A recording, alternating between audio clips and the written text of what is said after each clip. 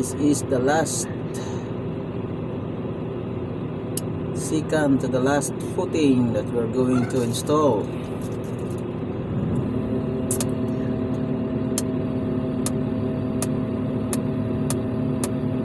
The last two footing of this warehouse building.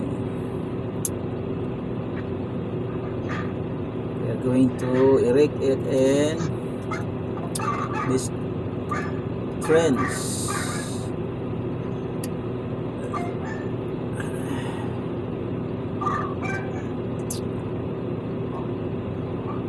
Hi there, friends. Hello there. How are you doing? We are here working on night shift.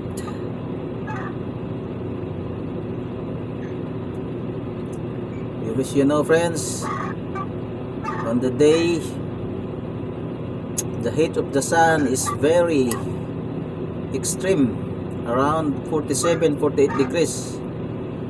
So the management decided to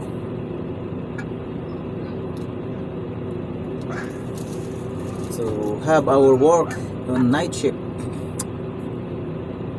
So this is it.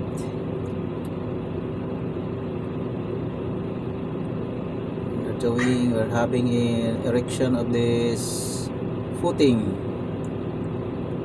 precast footing foundation. It's around 27 tons.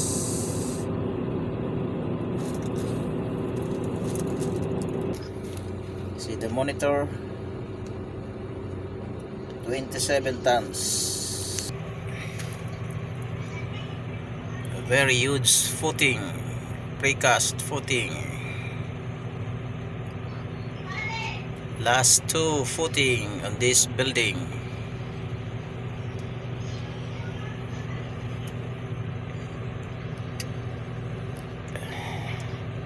We're using 4 snuts block rigging gear.